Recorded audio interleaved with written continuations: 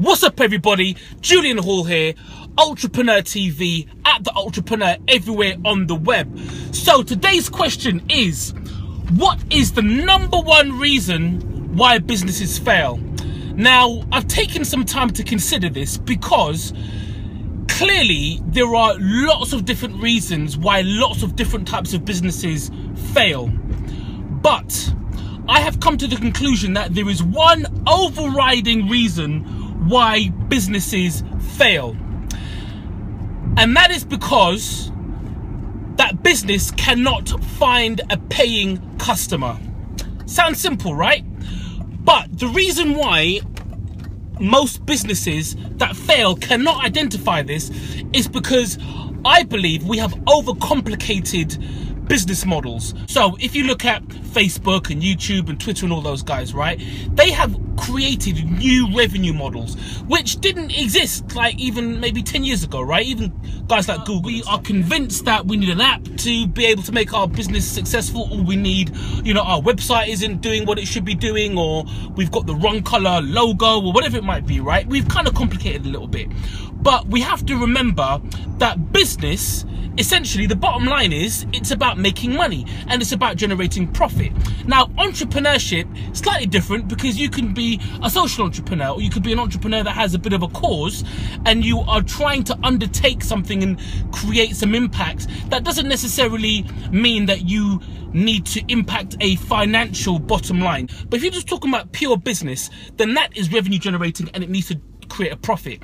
Now, the only way you can create revenue is if you sell something to somebody. Now, that somebody doesn't necessarily have to be the beneficiary or the user. So again, if you look back at Facebook, you don't need to spend money to use Facebook, but Facebook are getting paid from advertisers. Same thing with Google and so on and so forth, yeah? So the person who is using your stuff doesn't necessarily have to be the same person that is buying the stuff, and that is actually the person who is the customer, and that's the person that you need to focus on both, right? Because if people aren't using your stuff, you're not going to get to the critical mass to have a strong enough commercial proposition to the actual customer, yeah? But very quickly, and this is where businesses fall down, very quickly you need to find a customer who is going to buy from you, and you need to be able to repeat that action of buying. You need to be able to create a cycle where customers are buying from you over and over and over again. And ideally, if you want a growth business, you need to be able to find a way to scale that. Now, the problem comes in where business owners or entrepreneurs come up with an idea, and within a microcosm they find a need. They think, okay, I think it's a good idea, or my best friend thinks it's a good idea, or members of my family or my mum thinks it's a good idea, so therefore it's a good idea, and I am therefore going to generate revenue from it. And that is a big problem. You need to create an evidence-based revenue model that ensures that more than you, your mum and your best friend are going to buy your stuff, yeah? And this is where market research comes into it.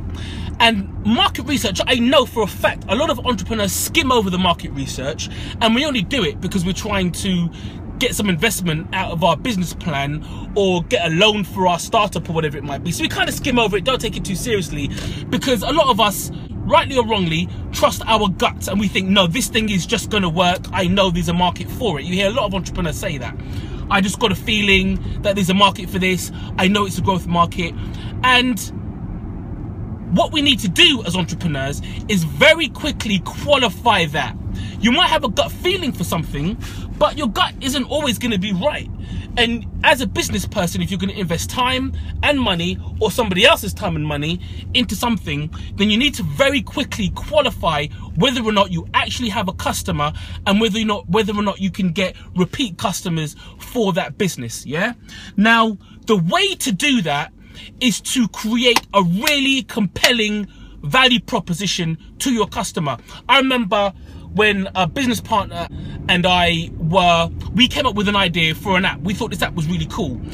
And when we took it to some other partners who were gonna help us to do some stuff, they challenged our use case, or our user case. They challenged the fundamental reason why people would reach into their pockets or their bag and take out their phone to use our app. We had to look again at our use case because it really wasn't compelling enough. We thought it was great, but once it was challenged, it wasn't compelling enough. And the reason why it was challenged was because a lot of money was about to be spent and time and resources to develop this thing. So if we were going to do that, we had to be convinced that people were going to use it, yeah? And it's the same thing with your startup idea. You need to be convinced, or you need to be able to convince somebody that someone's going to use it. And the best way to do that is using what we call a lean startup model, and that is to try and get a customer as soon as possible. And I mean a paying customer. I don't mean a letter of intent, or I don't mean somebody who says they're going to do something. Actually get somebody to buy something from you, right?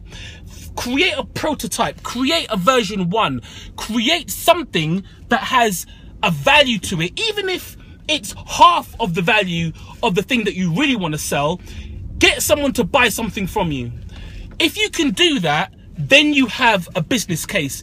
If you can't do that, then I'm sorry, no matter how good you think your idea is, it's not that great, because if somebody isn't going to part with their hard-earned cash for your stuff, then it's not actually as good as you think. And the acid test for whether or not you have a good product or service is if somebody buys it. And again, if you get repeat buyers. And if you think that's easy, because it sounds easy, right?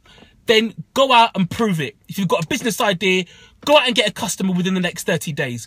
Create a prototype, create a version of your product or service that you can sell to somebody, and then see how many times you can repeat that. And then once you've done that, then you've proven it, and you can use that as a model for growth. Hope that's been useful. Julian Hall at The Ultrapreneur, everywhere on the web. I'm out of here. Peace.